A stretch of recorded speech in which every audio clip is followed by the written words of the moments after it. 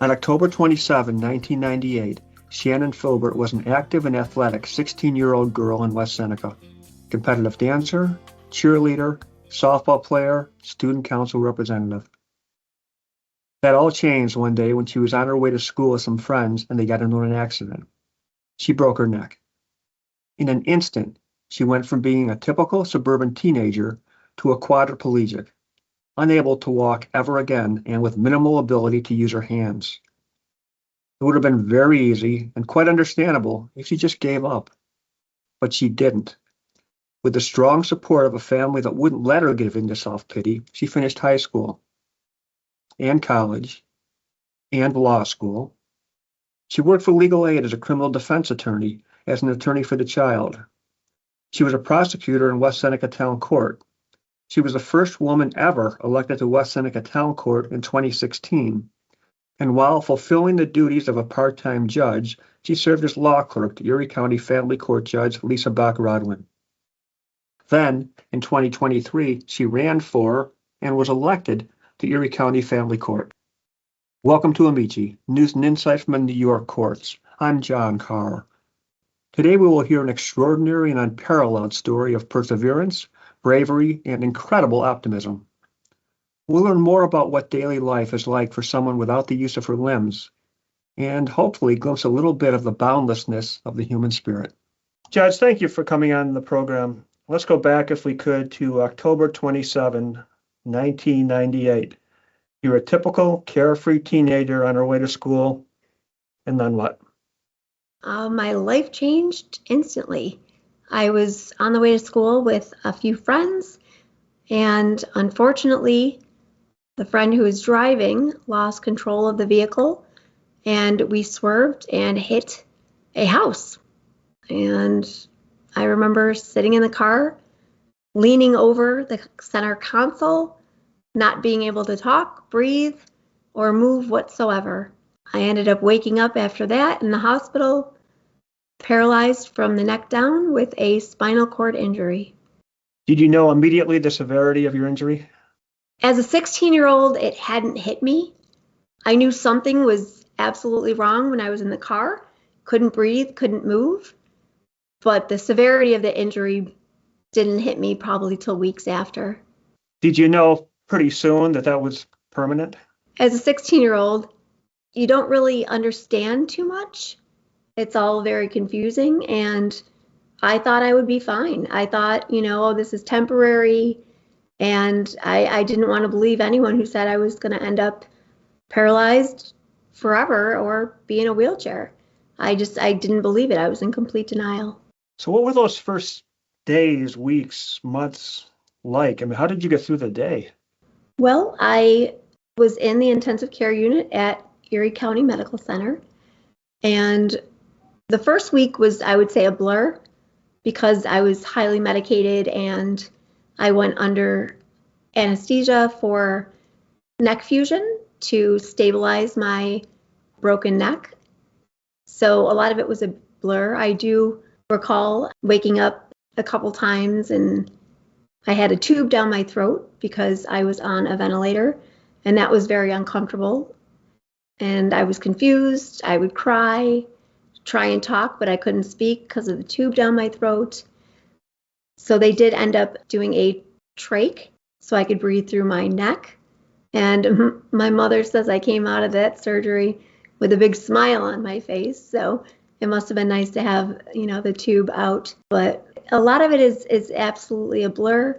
But then some things are so vivid in my memory and in my mind.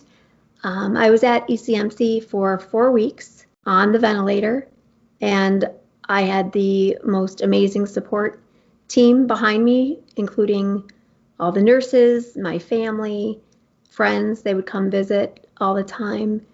And at that point, I was kind of in limbo because I was on the ventilator. I couldn't get rehab because they were not equipped sending me to the rehab facility in the hospital. So I was kind of in limbo. So my parents fought tooth and nail with the insurance company and sent me to a specialty hospital in Atlanta, Georgia, called the Shepherd Center. So I was there for 5 or 6 months. And my mom made a huge sacrifice and went down there with me, and I rehabbed for 5 or 6 months. I went to school down there through the hospital. So by the time you were in Atlanta, you pretty much knew what the deal was going to be. I was still, I think, a little bit in denial because in Atlanta, it was all people with spinal cord injuries, and you did see some walk out, and I thought I would be one of those. Luckily, I did have a incomplete spinal cord injury, and every spinal cord injury is very unique and very different. So luckily, I could feel everything from the neck down, and I had little movements. So every time I would have a little movement, it was, hope. And I grasped onto that hope. But unfortunately, I never got the miracle I was hoping for. But I finally grew to accept the injury and realized this was going to be long term. But it took me quite a while to get there. I would imagine. What got you to the point where you could finally accept your situation and I guess begin climbing out of what must have been a very, very dark place? It was. I had a lot of lows. And at one point, I remember talking to my mother, and once it kind of hit me, I didn't want to continue. I didn't want to continue if I knew I was going to be paralyzed. In my mind, I thought that was no life to lead. And as a young, active teenager that I was prior to the injury, I couldn't see a future with my new life. So I at my lowest, I didn't want to continue. My mother, was always there for me and understood my depression and understood my request, but asked me to give it a month and see if I truly felt that way after a month's time. And luckily I didn't. And I kind of turned a path and went the opposite way. The injury didn't only affect me, it affected my whole family. I mean, I took my mother away from my brother and sister for 6 months. It affects the whole family. And my mother was devastated. My father was devastated. And I wasn't the only one that was depressed. It was hard to see my parents and my siblings also suffer from the injury. So overall, it was really tough on the family, but luckily we are a strong family unit, and I think we all got each other through it. You still relive that day and think, if I'd only buckled the seatbelt, if I'd only taken the bus that day, if I'd only overslept, I wish I had the flu that day. Or have you long since moved on from that sort of thinking? I wish I didn't still have those thoughts, but I'm not going to lie, and I'm being honest that, yeah, those thoughts still occur. I still always think the what ifs, but it'll make you crazy if you really go down that path. So I try to reflect and look at, it could have been even worse, I guess. So don't think about what could have been. I could have been dead. I could have been, continue to be on the ventilator. I mean, luckily I got off of that. So it could have been much worse. So I guess if I am going to continue to do the what ifs, I have to be thankful for what I do have today and the life that I made out of it. At a certain point, you indicated that you thought you would prefer death when you knew what the consequences were. I did. I didn't think I couldn't see a life. I couldn't imagine myself not doing what I originally had my life set out and my plan and my path of my life to be. It was no longer. It was completely gone. So then you finish high school at West Seneca, I assume. You get a bachelor's degree from the University at Buffalo. You enroll in UB Law School. What led you to law? Well, I come from a family who always has to argue and be right. That's just the way I was raised. I took a business law class my senior year in high school. So it was very important to me to graduate on time with my classmates, my friends. So despite missing my whole junior year of high school, I caught up and graduated with them. And I ended up taking a business law class that kind of piqued my interest. And I always loved watching, Law and Order and crime shows. So that was something that kind of made me think, oh, I could do this. And in my situation, I could be a lawyer moving forward. And so that was my path. I went to University of Buffalo undergrad and got a undergraduate degree in legal studies, and then went to UB Law School and originally wanted to be a prosecutor. So what was your first job when I think you were admitted in 2008? I was. I graduated in 2007, studied for the bar exam, passed it on my first try, and was sworn in February of 2008. I ended up getting a job at the Legal Aid Bureau of Buffalo, and I represented children in abuse and neglect cases in family court for the first 10 years of my career. You seem to have gravitated to work that involves children. AFC, clerk to a family court judge yourself. What do you think led you in that direction? I have to be honest, I never saw my path going that way. It just kind of happened and I fell in love with it. It was just, it was my niche, and I can't imagine doing any other type of law now. But why did you fall in love with it? Seeing those children, especially doing the AFC work, there is a need for their voices to be heard. And they're smart, they're resilient. Despite all they've been through, the abuse, the neglect, they are resilient and their voice needs to be heard. And I felt that I did a good job for them. And I enjoyed working with the children. They need to have a voice. As you know better than me, many of the children in family court are in a terrible situation through absolutely no fault of their own.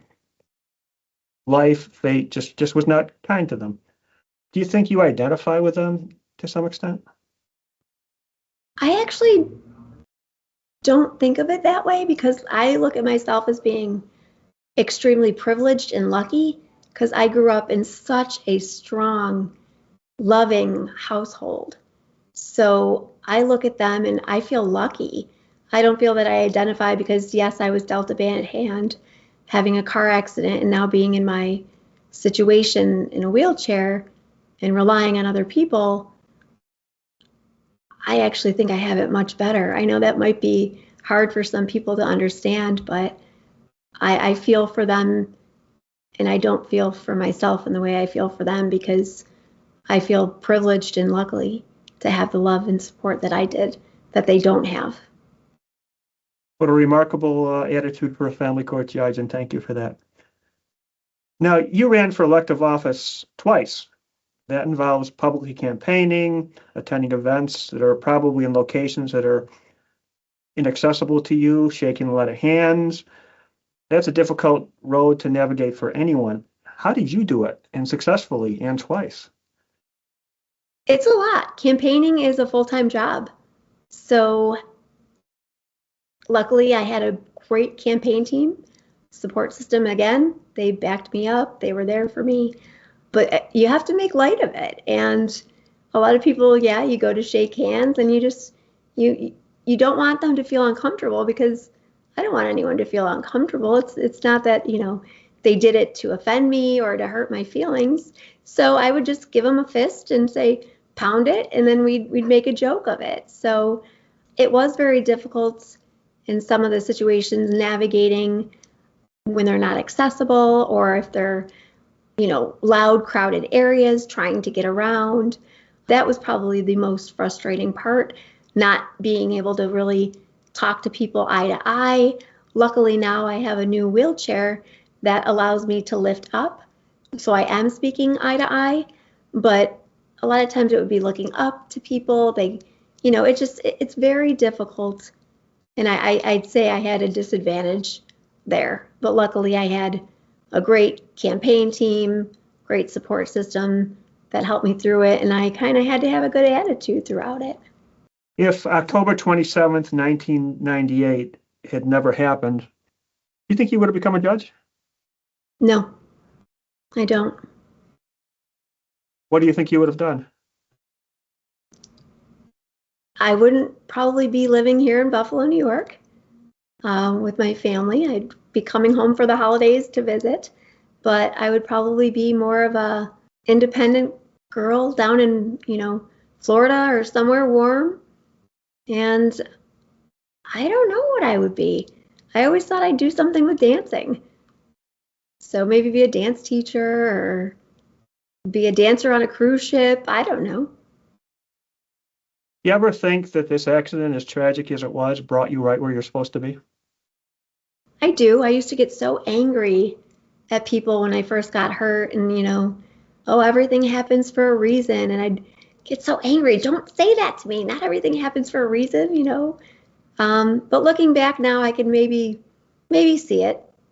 I can maybe see it. And I do think I'm right where I'm supposed to be. I do love my career. I love my life. It's a difficult life. I'm not going to say I don't have tough days and everything's a little bit more challenging, but if anyone could do it, it's me. And I like a challenge. So I like proving people wrong. And I think I've done that throughout the years. I would say. Do you think what you've experienced and learned as a result of your accident makes you a different or a better judge than if you were able to walk into the courtroom like most judges? I don't want to say a better judge. Definitely, I would say a different judge. I have amazing coworkers and judges that are all great. So I'm not going to say I'm better than them because of my accident, but I do think I bring a different perspective to the bench. And I think I'm more compassionate because of that and understanding. So take me through your workday, if you would. So you wake up in the morning, and then what? How do you get out of bed? How do you get ready for work? How do you get to work? How long does all that take? Everything takes a little bit longer. Again, I have the most amazing caretaker. Her name's Maria. She has been with me actually for over 20 years. She's been by my side, and I am very lucky to have someone who stuck by my side and has been a consistent role model for me. But when I wake up in the morning, my fiance helps me get out of bed and get me ready for work. He's now calls himself a professional hair and makeup stylist, something he never thought he'd be doing either. And then Maria comes to my house every morning. I have a wheelchair accessible van that I can ride my power wheelchair into, and we go downtown to work. She helps me take my jacket off because, again, I have to rely on assistance for all of that, which people don't think of. Even pressing the elevator button, getting me upstairs. Luckily, now that everything is electronic, I don't have any files. Everything is uploaded. So once she gets me set up on my computer, I have complete access to all my files and can do everything independently, which is absolutely amazing for me. She's obviously there if I need, the hair moved or to get me some water, feed me lunch, assist me in the bathroom over lunch, stuff like that. But luckily, I have gotten the accommodations necessary that I truly don't need help with my job. And that's what I want people to know. And I think that's a true testament to the unified court system. They have been nothing but amazing. They have gotten me the accommodations I request, which is a higher desk so my chair can get under it. I have drag and dictate so I can dictate my notes and use my computer independently. They've been wonderful. I'm very, very happy to hear that. Now, I know you're engaged. You mentioned your fiance. And tell me about him. What's his name? How did you meet him? His name's Mark Egan, and he actually grew up in my hometown. We were on the opposite ends. I'll always say east is best, but he'll say west is best. And we kind of just reconnected. He's been in my life now for 7 amazing years, and we get each other. I found my person, and that's another thing I never, ever imagined after I got hurt, that someone would be able to love me or, want to be with someone in my situation. And he sees right past it. He doesn't see me as being disabled or anything like that. And we joke with each other. We have a great time. He calls me lazy when, as a joke, obviously, I'm the only one who does the housework around here. We joke around, and he's got a wonderful sense of humor, great attitude, and I am so lucky to have him in my life. I think he's pretty lucky as well. What do you guys do for fun when you're not working? Well, we just went on a vacation to Atlantis, Bahamas. We do like going on vacations together. We watch Survivor together. It's one of our nights that we do actually watch TV together. Otherwise, I'm always watching Dateline, and he doesn't want to watch Dateline, so he'll do some sports or something like that. We're big football fans, so go Buffalo. We watch the Buffalo Bills together, and we each play fantasy football.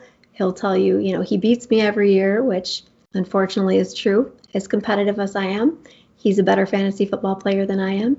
But we do a lot of stuff for fun. He takes me on dinner dates, and I make him take me to the casino because he knows how much I love playing blackjack. So he'll suck it up for me. You mentioned offline that benefits-wise, there's a major disincentive to getting married. Now, I'd like to explore that if you wouldn't mind. It seems like a significant public policy flaw if we are discouraging people from getting married. What's the story here? Well, there's a lot of public policy issues in my situation that I've dealt with for the last 27 years. I have been fighting for disabled people to be able to work and not lose benefits. So it's very frustrating. I honestly would probably be better off sitting home, not having a job, and be able to collect more benefits. But obviously that's not good for anyone's mental health, and I want to be a productive member of society. But what ends up happening is then you end up making too much money. You're not eligible for the Medicaid, which is the only avenue that provides home health care, which I need due to my quadriplegic injury. So that's been a fight throughout this process that I can't tell you how many times I've cried and wanted to just say, okay, I shouldn't just work. They don't want me to work. There is no incentive for disabled people to work because when you do, it affects your benefits that are necessary for you to survive. So luckily, there are some programs that I have gotten into throughout the years because I'm refusing to stay home. It's not something, I didn't go all the way through law school. I didn't fight to get where I am to sit home and feel bad for myself. That's something I'm not going to do. So yeah, we've been engaged now for 5 years, and when you just look at the big situation, it's not worth getting married because then they would take his income, and I've already had to go into a pooled trust to spend down into Medicaid, and it's very complicated. But again, I do require home health aides, so my private insurance that is provided through the court, and no insurance provides home health care. So it's a public policy issue that's very frustrating, and we're happy. We don't need a piece of paper to say we're married. It would be nice, but unfortunately at this point, we call each other husband and wife, and we're just not legally married. You have the most wonderful attitude, and I admire that, and I hope I can emulate it in this new year. Do you think the day will come, technology-wise, when you're able to regain at least some use of your limbs? It's been 27 years, and I was always extremely hopeful. But after a while, you have to move on and say, I can't only focus on that. I'm not saying that there's not going to be future progress, but because of the atrophy and the collateral consequences of the spinal cord injury that I've been dealing with now for 27 years, I don't know if people who have chronic injuries that have been in a wheelchair for 27 years will truly ever be walking and normal again. I'm hoping that someday I will have more use of my arms because people always think, oh, walking is better. I would give up walking any day if I could have independence and use my arms to, brush my hair, brush my teeth, not have to have, someone put a lip liner in my hand. I think that is what I would look forward to if technology were to advance. I would want to regain some arm movement. I mean, obviously, I would love to be able to walk, but I don't see that being realistic from my body being so atrophied. I have tried to do physical therapy throughout the years, or I decided not to focus solely on that, and I moved forward with my career. I suppose it will be unhealthy to cling to what might not be a realistic. I remember laying in the bed at ECMC in the hospital and watching Rosie O'Donnell, and Christopher Reeve was on there. And back then, 27 years ago, they were talking about regaining after a spinal cord injury and using mice and that. And I was always so hopeful, but I'm hopeful for new injuries that they have this someday so no one ever has to live like I've lived. But I don't see it being realistic in my lifetime that I will be normal ever again. Let's hope you're wrong on that one. I hope so too. What do you most wish that those who don't have your physical limitations knew or understood? That's a complicated question. Again, you don't want people to feel bad for you, so you always put on a smile and pretend everything's great. But I guess I would want everyone to know that it's not that I'm just sitting in a chair and nothing else is affected. There are so many collateral consequences to having a spinal cord injury that people overlook. It takes a lot to get through a day sometimes. And if I'm having a bad day, it's not intentional. I think able-bodied people have bad days. So just understand that life's a little more difficult for us. Again, but it's hard because I don't want people to feel bad for me. So I guess just be kind to everyone, not even a physical disability that you can see. You don't know that there are sometimes silent or blind disabilities. So Yeah, thank you for that. I am quite certain that right now there's some kid lying in the hospital right now with a spinal cord injury who thinks life is over. And I think maybe hearing this will give them hope. I hope so too. I've only met you a few times, but I've noticed something every time I've met you, and that is a great big radiant smile. Mm-hmm. And you also mentioned that when they took the trach out, you gave your mother a great big radiant smile. And you mentioned a moment ago, sometimes maybe you're smiling to pretend that things are great, even if they're not. But you strike me as a happy person. Are you? Overall, I would say absolutely. I'm a happy person. I've had bouts of depression. I'm not going to lie. But overall, I would say yes, I'm a happy person because no one wants to be around a miserable person all the time. And I try and associate myself with likewise happy people and people that look at the bright side and the silver lining. Because if you look at the bad side of everything, you're just going to live a miserable existence. What great advice and what a great way to end this program.